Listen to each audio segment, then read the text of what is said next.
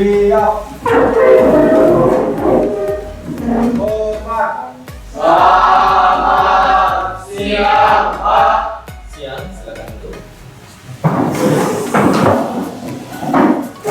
Oke, baik, Bapak tugas. Selamat siang semuanya.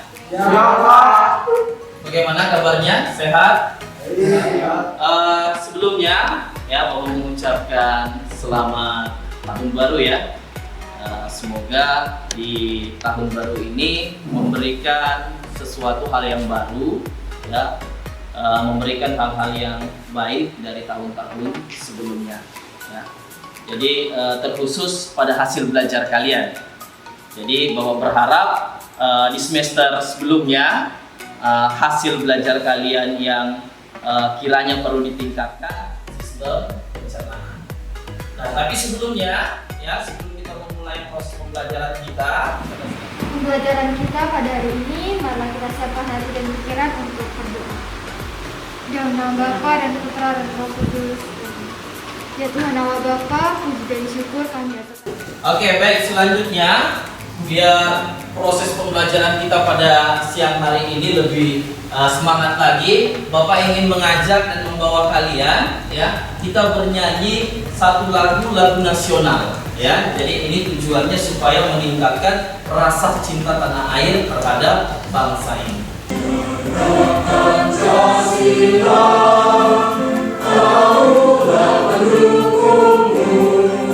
Felicia, Fridolin, Jeffrey Tamski, Lucia Binimoron. Di sini Bapak akan memperlihatkan salah satu motivasi, ya. Jadi sebelumnya silakan coba kalian perhatikan diri kalian, ya. Apakah sudah rapi atau belum? Sudah rapi ya? Terus di lingkungan kalian bagaimana? Di bawah meja? Sudah ya?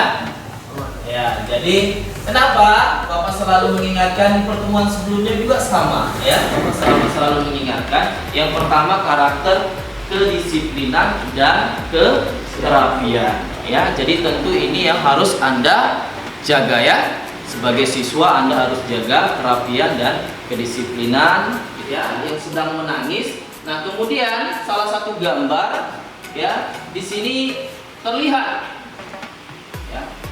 perbedaan dari dua gambar tersebut. Terima kasih atas kesempatan yang diberikan kepada saya.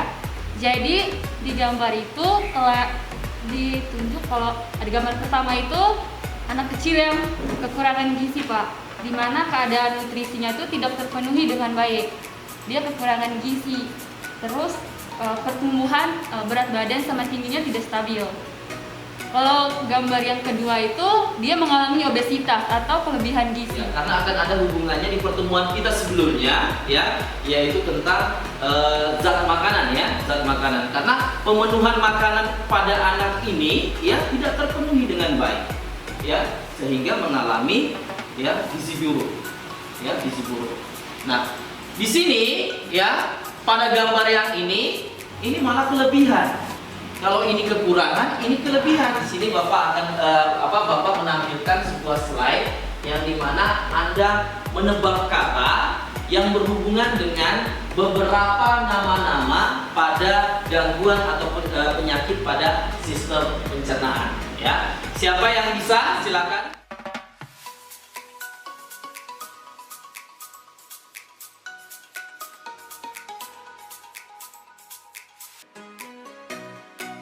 Tujuan pembelajaran kita ini melalui, ya, kegiatan pembelajaran kita, ya, jadi melalui kegiatan pembelajaran dengan pendekatan saintifik menggunakan model pembelajaran PBL berdasarkan video yang ditayangkan dan LKPD siswa. Nah, jadi nanti Bapak akan menampilkan sebuah video, ya, seperti pembelajaran kita sebelumnya. Kemudian kalian mengerjakan LKPD yang sama juga nanti kalian akan lakukan dan kamu diskusikan secara berkelompok, ya, terhadap masalah yang sudah Bapak berikan. Nah, jadi tujuannya yaitu menganalisis kelainan atau gangguan sistem pencernaan pada manusia dalam kehidupan sehari-hari. ya, karena sudah duduk sesuai dengan kelompoknya.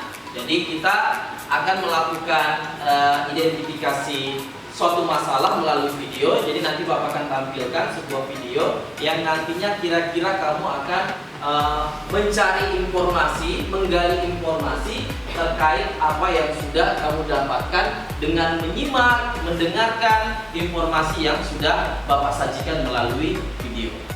Sehingga kita sulit mencerna makanan. Penyakit ini terjadi karena adanya gangguan pada pusat ludah dan saraf pembawa rangsang ludah ataupun perubahan komposisi faal elektrolit ludah. Jenis gangguan kedua adalah parotitis atau kondongan. Dalam kondisi normal, bentuk area pipi kita bulat seimbang kiri dan kanan. Namun jika terserang parotitis akan terjadi pembengkakan pada area pipi bagian bawah.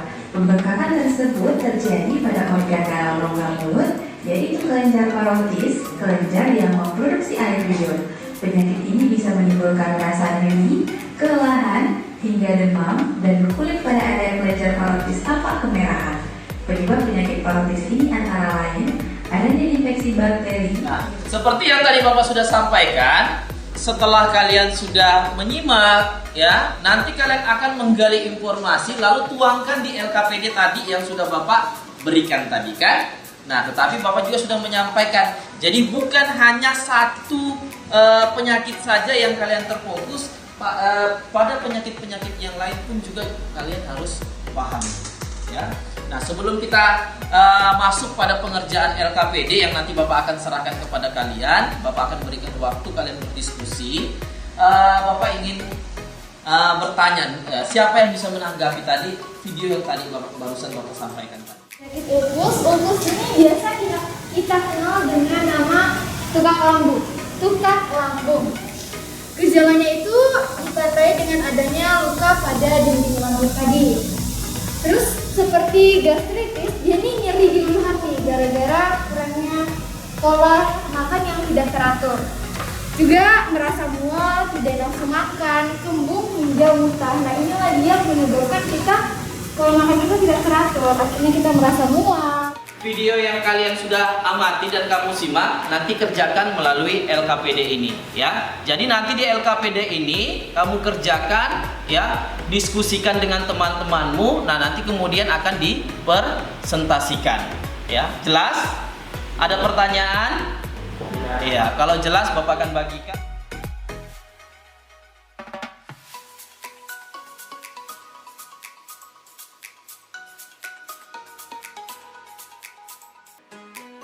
Jadi di LKPD ini kamu kerjakan sesuai dengan nama kelompokmu. Coba lihat nama kelompokmu di situ, ya. Nama kelompokmu itu ada obesitas, ya. Obesitas. Nah, jadi ini nama penyakit yang akan kamu akan kamu cari. Apa saja yang menyebabkan terjadinya obesitas. Kemudian di kelompok MA, silakan kamu mencari dan menggali informasi yang berhubungan dengan penyakit MA, ya. Kemudian yang selanjutnya kelompok diare. Nah, jadi kamu kelompok diare cari informasi, gali informasi yang berhubungan dengan penyakit diare. Kenapa sih terjadi penyakit tersebut, ya? Apa yang menyebabkan, indikasinya apa saja, bagaimana cara pengobatannya?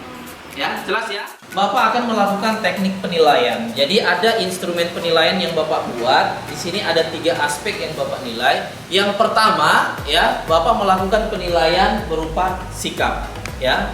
Kemudian ada penilaian pengetahuan dan penilaian keterampilan. Nah, jadi kamu kan obesitas. Jadi kerjakan di sini obesitas. Nah, organ yang mengalami gangguan apa saja, kemudian penyebabnya apa, kemudian akibat bagi tubuh. Silakan ditulis. Kemudian penyebabnya apa, akibatnya, dan seterusnya. Diare. Nah, jadi kalau mau menambahkan juga, kalau masih ada waktu, silakan saja boleh dikerjakan dari beberapa penyakit yang lain. Tetapi nanti yang akan kamu presentasikan yaitu kelompok diare.